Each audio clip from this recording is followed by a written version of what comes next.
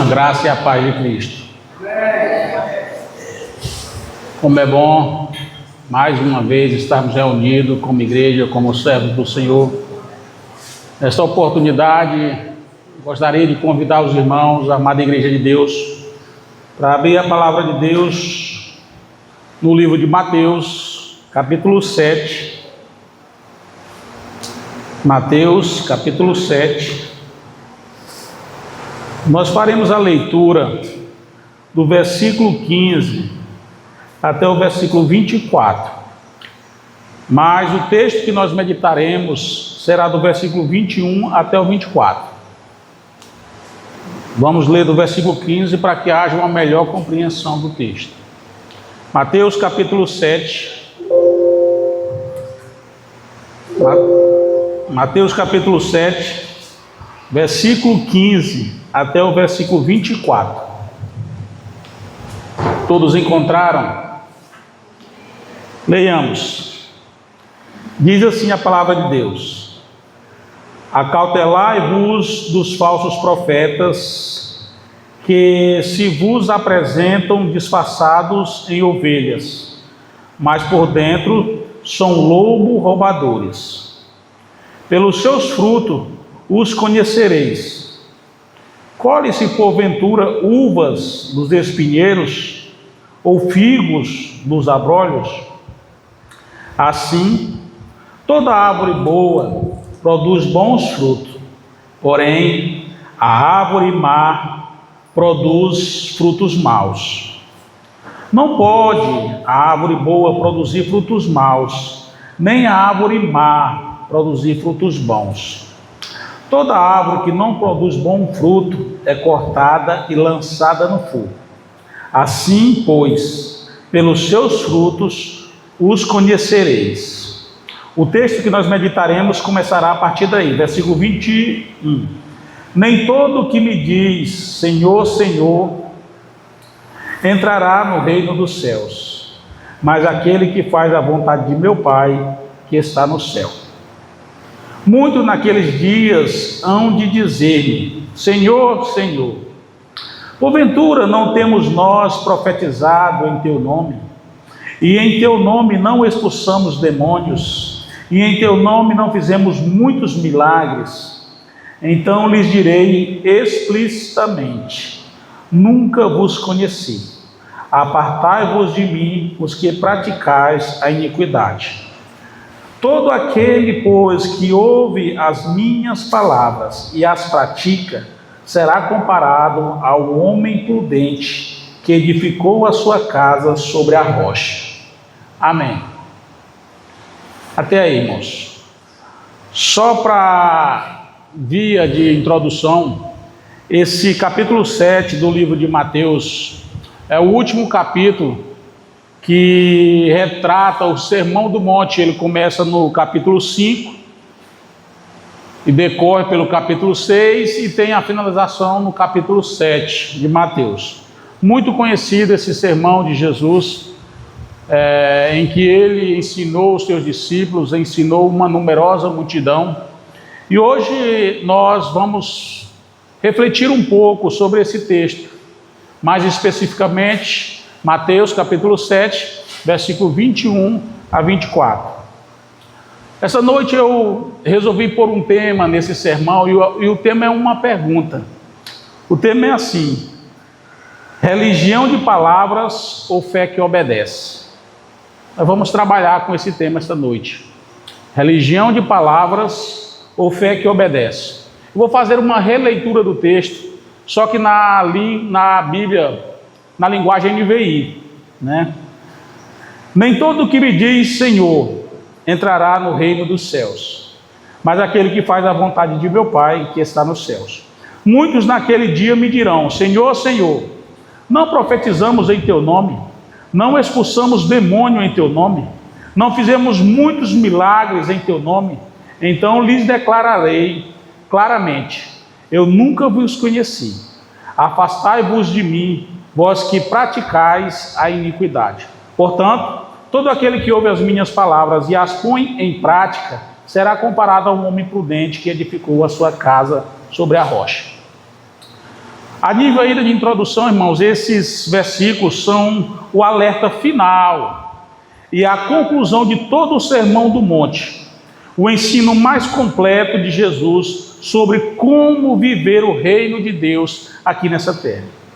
Aqui ele destrói um dos erros muito comum que a gente vê por aí hoje em dia, que é achar que basta falar, eu creio em Jesus, basta dizer, olha, eu sou servo do Senhor, ou basta parecer ser religioso, mostrar que tem conhecimento e viver de forma religiosa, ou até mesmo cargos como mestres, pastores, basta ter posição, fazer parte do clero da igreja, fazer parte do grupo de presbíteros da igreja, para ser salvo, para ser aceito e para ser pertencente a Ele.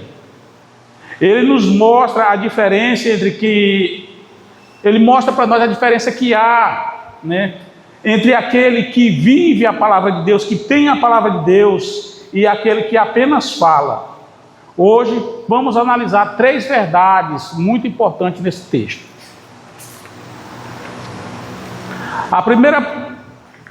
O primeiro ponto muito importante, irmãos, que nós vamos ver hoje aqui, ela vai tratar a partir do versículo 21, que nem eu já falei.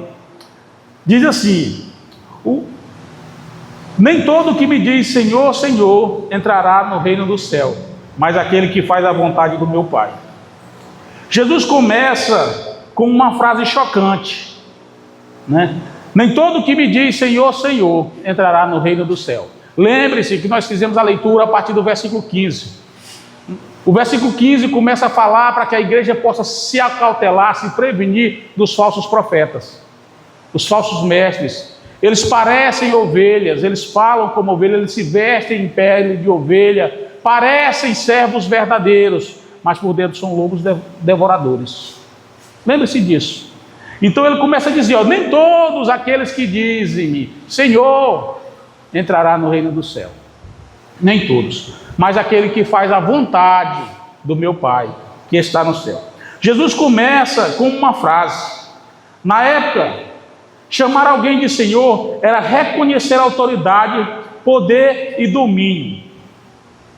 Reconhecer a autoridade, poder e domínio. Por isso as pessoas diziam Senhor. Quando a gente se refere até hoje a uma pessoa como Senhor, ele é mais idoso, ele tem autoridade, ele tem algum poder, tem algum certo domínio. Repetir a frase 2 vezes, Senhor, Senhor, demonstra respeito, devoção e aparente adoração. Aparente adoração. Repetir a frase Senhor, Senhor, na Bíblia significa isso.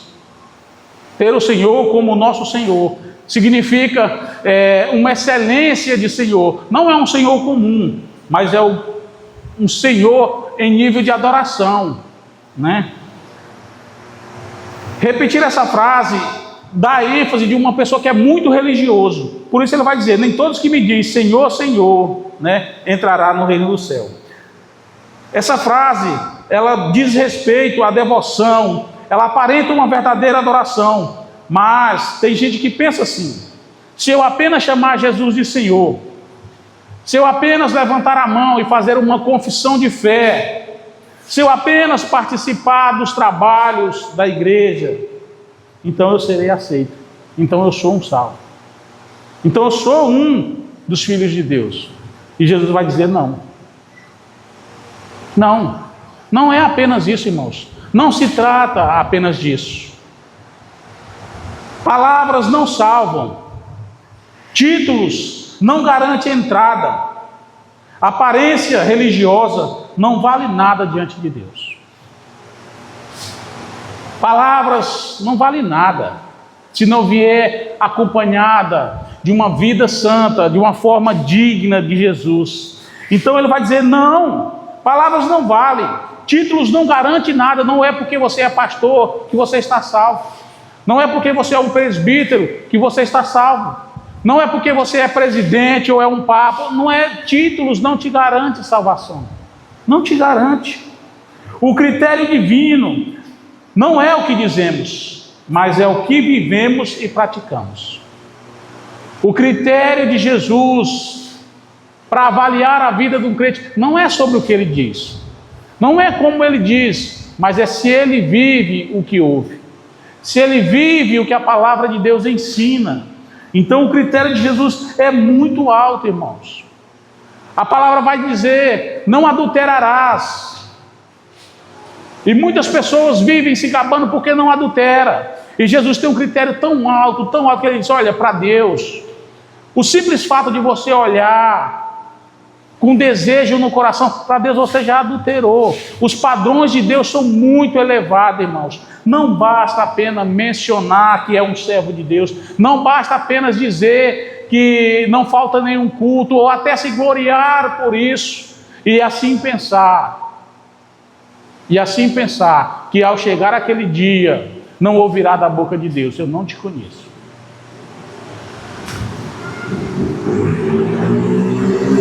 Que eu já falei, os critérios são muito altos. Entrar no reino de Deus não vem meramente por profissão de fé somente. Não vem meramente por profissão de fé somente, ou apenas pela profissão de fé, né?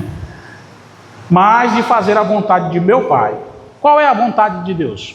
Jesus Cristo foi que diz a respeito disso: olha, a vontade de Deus é que todos, né? A vontade de meu Pai, ou seja, Deus falando, Jesus falando, que a vontade de Deus é que todos que veem o Filho creem nele e tenham vida eterna. Nós temos essa informação no livro de João, capítulo 6, versículo 40. Jesus vai dizer explicitamente: a vontade de meu Pai é que todos os que me veem, todos que ouvem Jesus tenham a vida eterna. Essa é a vontade de meu Pai. É isso que engloba a vontade de Deus, é isso que engloba a vontade do nosso Deus. Então, fazer a vontade de Deus significa crer em Jesus e viver conforme os seus mandamentos. Fé e obediência, elas andam juntas. Muito se diz hoje em dia: nós temos que fazer a vontade de Deus. Pessoas fazem jejum, passam semanas: eu quero descobrir qual é a vontade de Deus para a minha vida, qual é o querer de Deus para a minha vida. A vontade de Deus é essa, que você creia em Jesus. Creia em Jesus, e crendo no seu nome você tem a vida eterna. Você terá a vida eterna. Essa informação é muito importante, é muito preciosa para nós, irmãos. Não, de maneira alguma, a religiosidade vai salvar ninguém. Um cargo, seja na igreja ou seja em qualquer outro lugar, salvará alguém. Mas o que salva a pessoa é crer em Jesus Cristo e fazer a sua vontade, guardar a sua palavra, cumprir o que o Senhor nos prescreveu na sua letra, na sua palavra. O versículo 22, né, ele traz um tema ainda mais duro, que é o engano das obras grandiosas.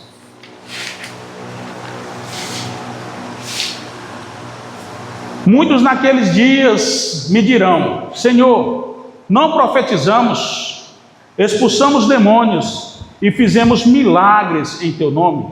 Eu lhe direi: nunca vos conheci, afastai-vos de mim, os que praticam a iniquidade. Vejam bem, essas pessoas se apresentam a Deus, se apresentam ao Senhor com um repertório muito grande, com o seu currículo lá em cima. Eles se apresentam como profetas. Senhor, nós não profetizamos em teu nome. Eles se apresentam diante de Deus como pessoas que fazem milagres, que têm o dom de milagres. Senhor, nós não fizemos muito milagre em teu nome.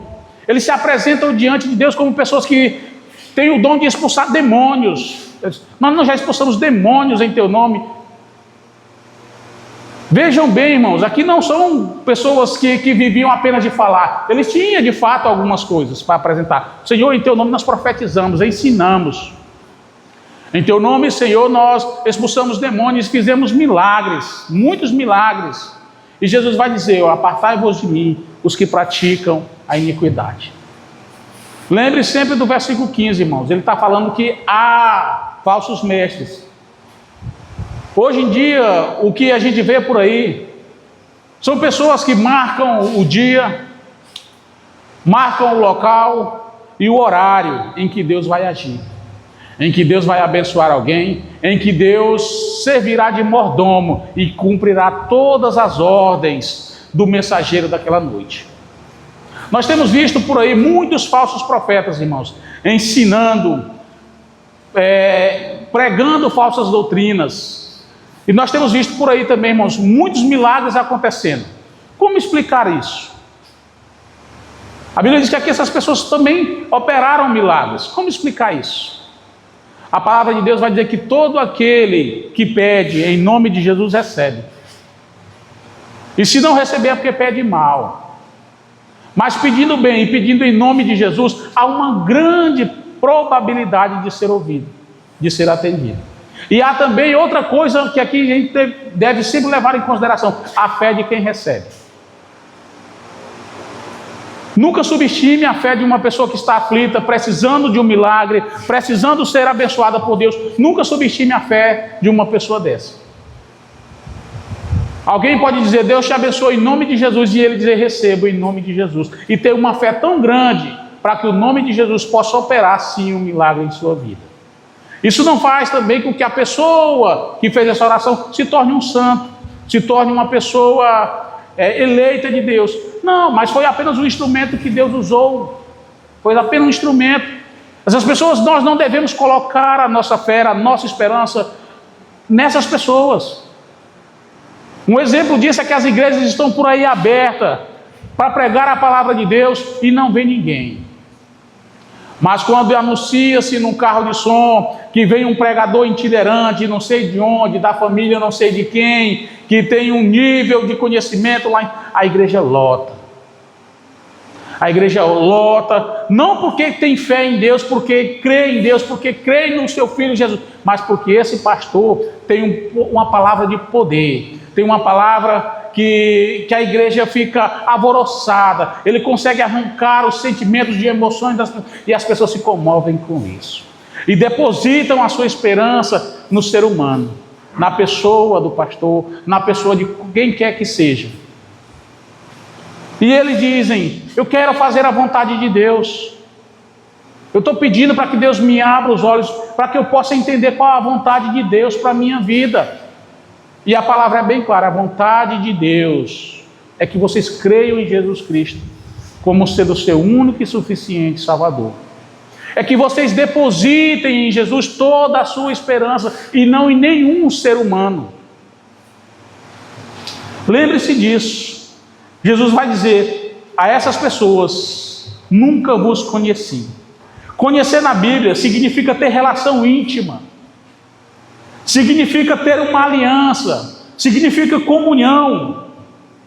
Jesus vai dizer, eu nunca tive uma relação com vocês, vocês nunca foram íntimos de mim, vocês nunca fizeram uma aliança comigo, vocês nunca viveram para mim. Por isso Jesus dirá naquele dia, nunca vos conheci.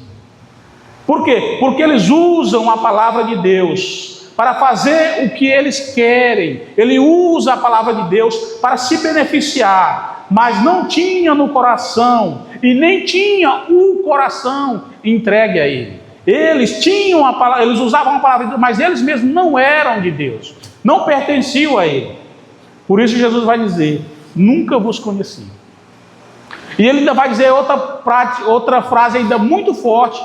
Ele vai dizer, afastai-vos de mim, vós que praticas a iniquidade. Veja bem, Jesus agora acusa aqui essas pessoas de praticar a iniquidade, viver de forma prática a iniquidade.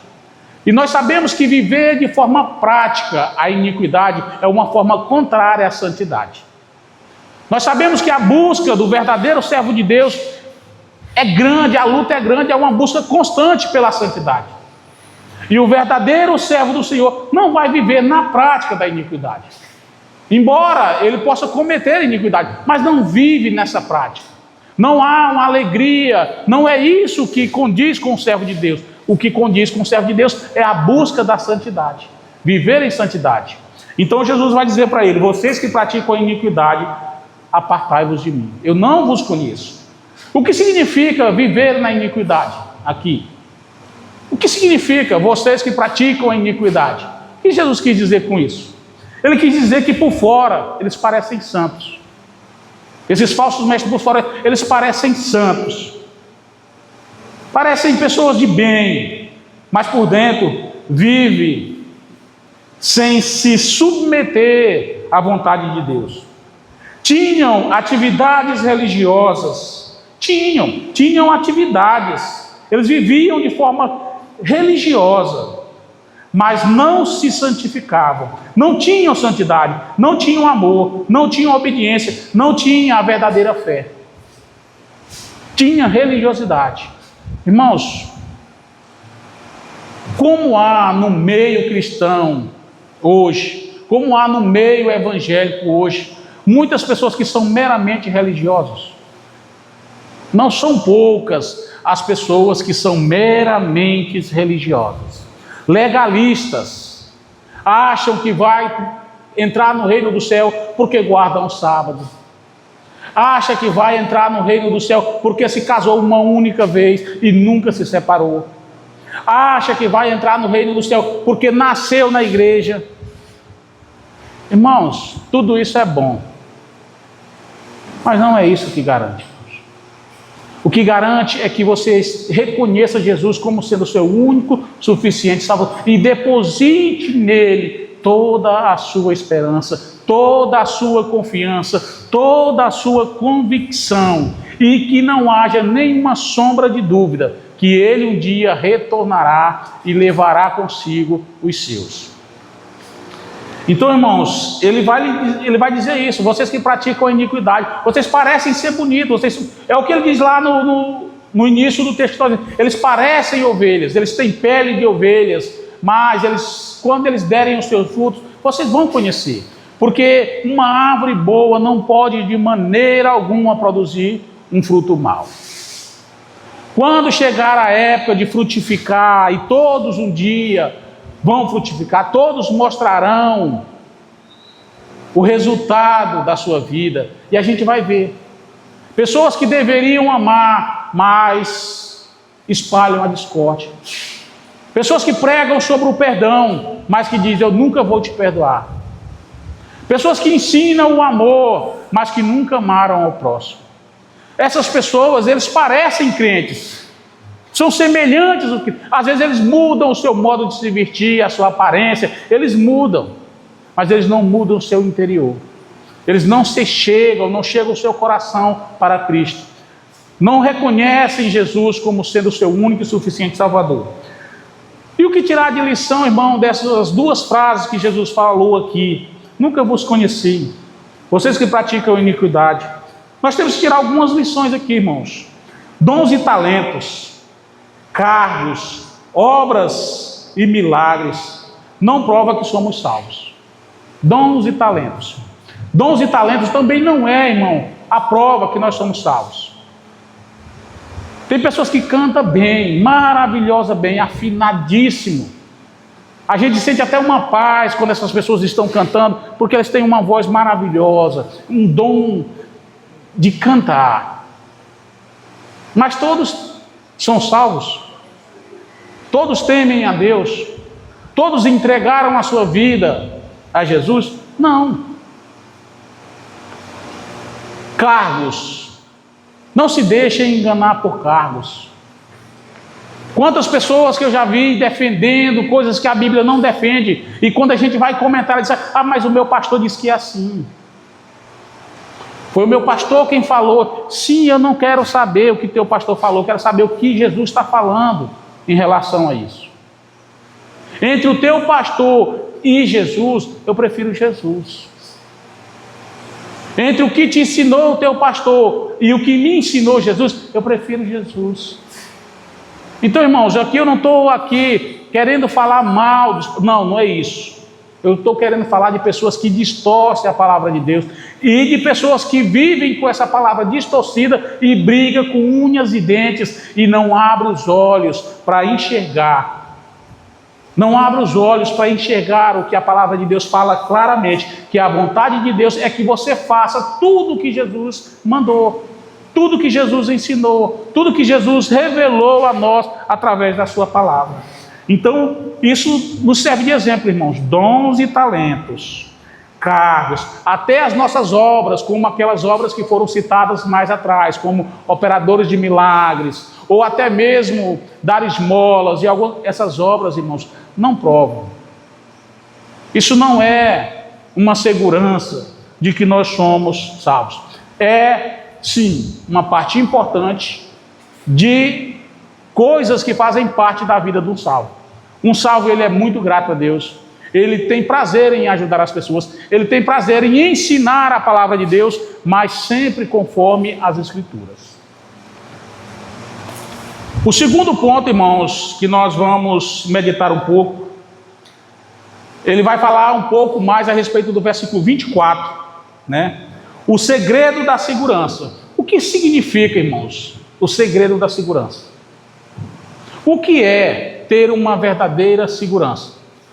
Já que nós mencionamos agora há pouco que os dons, os nossos talentos, as nossas boas obras não são suficientes, então o que nos pode dar segurança? O segundo ponto, nós vamos estudar um pouco em relação a isso. Versículo 24. Portanto, todo aquele que ouve as minhas palavras e a põe em prática, será comparado ao homem prudente, que edificou a sua casa sobre a rocha. A palavra que, portanto, liga todo o contexto, tudo que Jesus falou antes, ele liga tudo.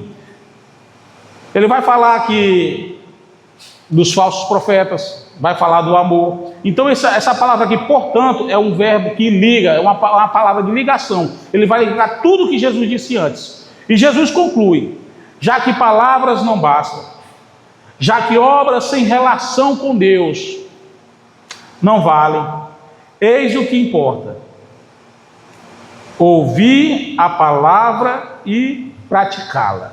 Ouvir a minha palavra e praticá-la. Já que os nossos dons, os nossos talentos, essas coisas podem ser usadas por Deus, elas podem sim, e aliás, são dadas a nós por Deus. Mas já que essas obras, ela não funcionam, o que então funciona? Ele vai dizer: ouvir a minha palavra e praticar. Por isso ele diz: portanto, todo aquele que ouve as minhas palavras e pratica, este homem é comparável ao homem prudente, que edifica a sua casa sobre a rocha. Irmãos, não basta só ouvir, não basta só conhecer. Você pode conhecer a Bíblia de Gênesis a Apocalipse, e pode até decorar, saber todo o texto de cor. Se você não ser um praticante dessa palavra, não adianta nada. Ela vai até te servir como base de conhecimento. Ela vai até te servir como capacitação religiosa. Mas se você não praticar essas verdades, ela não vai te tornar um filho de Deus. Ela não vai te transformar de um pecador num servo de Deus, num filho de Deus. Então, irmãos, lembre-se disso. Não basta apenas ouvir, tem que ouvir e praticar. Ele usa uma imagem simples e poderosa. Jesus usa aqui uma imagem muito simples e muito poderosa. São duas construções, dois fundamentos e dois resultados. Lembre-se disso: duas construções, dois fundamentos, dois resultados. Hoje, nós focamos apenas no versículo 24, o homem prudente. Mas se vocês continuarem lendo o texto, nós vamos ver que há um homem insensato aí também. Nós não vamos falar desse hoje. Portanto, esse homem prudente, o que ele fez, irmãos? O que ele fez? Primeiro, ouviu as palavras de Jesus. Não apenas ouviu, como quem ouve uma história ou um conselho, mas recebeu, entendeu, aceitou o que ele ensinou. O homem prudente aqui não é apenas um ouvinte, mas aqueles que ouviu, entendeu, aceitou e agora vive na prática daquilo que ouviu, daquilo que foi lhe passado pelo seu mestre. Tudo o que vimos no capítulo 5, 6 e aqui no capítulo 7 está referindo aqui agora ao Sermão do Monte, porque esse texto que nós lemos, ele faz parte desse contexto, do capítulo 5, capítulo 6 e também o capítulo 7. Tudo que ele falou nesses capítulos anteriores sobre o coração, sobre o amor, sobre a oração, sobre o julgamento, sobre o amor a Deus e sobre o amor ao próximo, né? Tudo isso, irmão, não basta você apenas ouvir. Não basta apenas ser um ouvinte, mas um praticante. Tem que ser um praticante. Segundo ponto, ele ouviu as palavras de Jesus. O segundo ponto é pôr em prática. Pôr em prática. Ele não guardou somente na mente aquelas palavras. Não apenas concordou, mas transformou o que ouviu em conduta, em escolhas, em estilo de vida. E isso é o desafio do cristão, irmãos. É ouvir a palavra de Deus e transformar essa palavra em estilo de vida, em conduta. Servir como código de conduta para a nossa vida diária.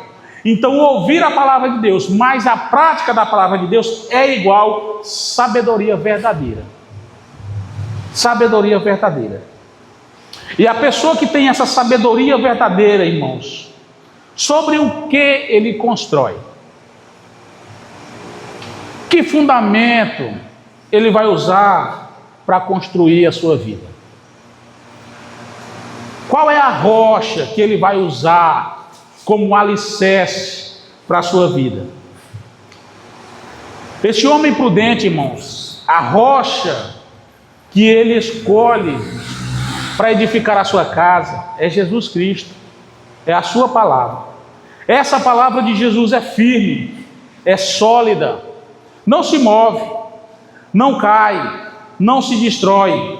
Quem constrói a vida, a fé, a família, o futuro sobre Jesus está seguro. Quem tem a sua vida financeira, quem tem a sua vida familiar construída, fundamentada em Jesus, está seguro, está guardado, está firme.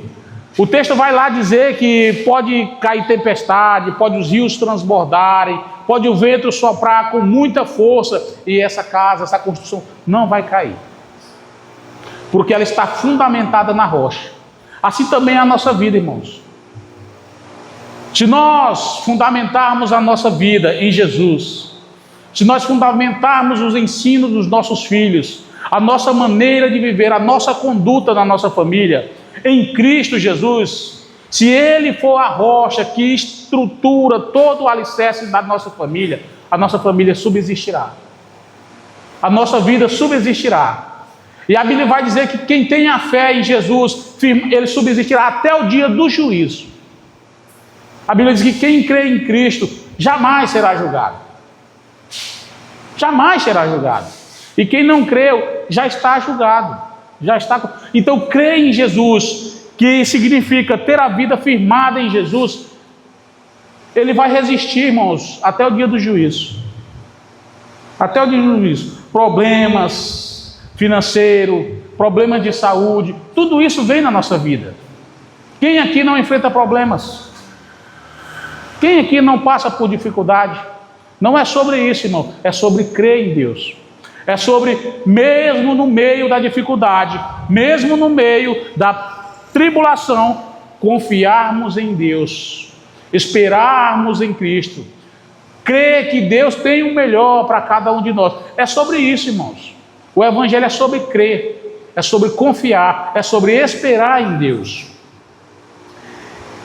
Quem é este homem prudente, irmãos? Quem são as pessoas prudentes? É uma pergunta que a gente tem que fazer. Será que nós somos prudentes? Será que nós temos vivido de forma prudente? Quem é então esse homem prudente? É quem não se engana com religião, irmãos. Não se engana com religião. Religião de apenas aparências. É quem sabe dizer, ó, a minha fé não está no que eu digo, mas está em quem eu creio, em quem eu conheço. Não está no que eu faço, mas em quem me salvou. Não está em quem eu sou, ou no que eu posso fazer. Não, irmãos. Esse homem prudente, ele não pensa assim. Ele não pensa assim. Ele pensa o seguinte: não é por mim, mas é por quem me salvou. A minha vida está firmada inteiramente em Jesus. A minha vida está firmada inteiramente em Jesus. Ele construiu a sua vida na rocha. E por fim, irmãos, nós vamos chegar a mais um tópico, o tópico 3, que eu fiz algumas explicações práticas para nós hoje. O primeiro ponto do parágrafo 3, irmãos, é também uma pergunta. E diz o seguinte: você está apenas dizendo Senhor, Senhor, ou realmente faz a vontade dele? Nós, os crentes de hoje em dia, os servos do Senhor, principalmente nós, os que aqui estamos apenas dizendo Senhor, Senhor, ou de fato, nós vivemos fazendo a vontade de Deus? Examine-se, ou examinemo-nos. Você frequenta a igreja, ora, lê a Bíblia, mas vive como manda a palavra de Deus? Porque tem pessoas que, para se justificar, para se autodefender, eles dizem: eu leio a Bíblia, eu oro, eu frequento a igreja. Sim, mas você pratica o que a palavra de Deus manda? Você obedece a palavra de Deus? Ele manda no seu dia a dia, no seu trabalho, na sua família. Você vive como manda as Escrituras, em meio aos amigos. Isso aqui, irmão, é para nós nos examinarmos. Sobre quem nós estamos edificados, sobre o que nós depositamos a nossa fé. Segundo ponto, irmãos, cuidado com as aparências. Cuidado com as aparências. Não se iluda com cargos, dons ou o que as outras pessoas pensam de você. Não se iluda com isso. Não se iluda com dons, nem com cargo, nem com o que as pessoas pensam de você. O que realmente importa é o que Jesus vê no seu coração. O que realmente importa é o que Jesus vê. Se você obedece a sua lei, os seus mandamentos, a sua vontade. É isso que importa. Não é o que as pessoas pensam de você. Não é o cargo que você tem. Não se iluda com isso. Cuidado. Tem pessoas que ele vive a vida inteira atrás de posições, para que as pessoas possam ver, para que as pessoas possam dizer: parabéns, mulher, agora tu é isso, aquilo, outro. Então, parabéns, você merece. Cuidado com isso. Não dependa disso, não coloque a sua esperança nisso, não se iluda com isso. E terceiro, irmãos, construa sobre a rocha. Não construa a sua vida sobre o dinheiro, sobre o sucesso, opinião alheia ou sentimento. Não construa a sua vida sobre o dinheiro. Não pense que o dinheiro é tudo na sua vida. Pessoas que lutaram a vida inteira, perderam a saúde para ganhar dinheiro e gastaram todo o dinheiro para ver se recuperava de volta a sua saúde. Pense nisso, irmãos. Não dependa disso, não construa a sua vida sobre esses fundamentos que são meramente humanos, que são meramente coisas do ser humano, que são o dinheiro, que são a opinião, sentimentos. Construa tudo que você for construir na sua vida, construa sobre Jesus. Ouça a sua palavra e viva dia após dia. Quem faz isso nunca cai. Lembra disso, irmãos. Quem constrói a sua vida sobre o alicerce que é Jesus, a Bíblia diz que essa pessoa, ainda que ele morra, Deus o ressuscitará no último dia. Que maravilha, irmão, que bênção, que coisa grandiosa é para o servo de Deus saber que no Senhor o nosso trabalho não é vão. Saber que toda a nossa confiança, tudo aquilo que nós depositamos em Deus, em seu Filho Jesus, não é perdido.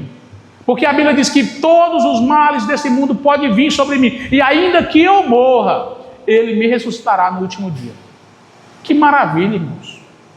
Que bênção maravilhosa é essa, de ter o nome escrito no livro da vida, e não ser um daqueles que se apresenta diante de Deus com orgulho, dizendo que operou milagres, aquelas coisas, e dizer e ouvir da boca de Deus: apartai-vos de mim, que eu não te conheço. Aproxime-se do Senhor como um servo humilde, pronto para obedecer. Pronto para obedecer. E para concluir essa mensagem, irmãos, Jesus nos alerta para não sermos enganados. Há uma grande diferença entre dizer que crê e viver o que crê. A maior dificuldade que nós encontramos hoje nos irmãos de hoje em dia é justamente isso. Porque muitos, ou seja, todos dizem que crê, mas isso é muito fácil, irmãos. Dizer que crê é muito fácil. Viver o que crê é difícil. Há uma grande diferença entre dizer que crê e viver o que crê. Religião sem obediência é ilusão, irmãos. Saiba disso. Religião sem obediência é ilusão. Fé sem prática é morta. Ou o Tiago vai dizer que fé sem obras é morta. Hoje ele nos convida. Hoje Jesus está convidando você, a mim, a todos nós que aqui estamos. Não sejam apenas ouvintes da palavra de Deus, mas praticante. Praticante. Construa a sua vida sobre ele, a rocha inabalável. Construa a sua vida, a sua família, tudo que você construa sobre Jesus. Uma rocha que é inabalável. Assim, no dia final, você não ouvirá: afasta-te de mim. Mas sim, bom e fiel servo, entra no gozo do teu Senhor. Naquele dia nós ouviremos da boca de Deus: servo bom e fiel, entra no gozo do teu Senhor. Que seja assim em nome de Jesus. Amém? Amém. Que Deus possa aplicar essa palavra em nosso coração. Que nós possamos a cada dia, irmãos, estar convictos que muitas das vezes nós somos religiosos e não passamos disso. Isso não agrada a Deus. Nós temos que ser verdadeiros adoradores, pois a palavra de Deus vai dizer que o Pai busca esses verdadeiros adoradores. São esses que realmente importa para Deus, os que adoram em espírito e em verdade. Amém.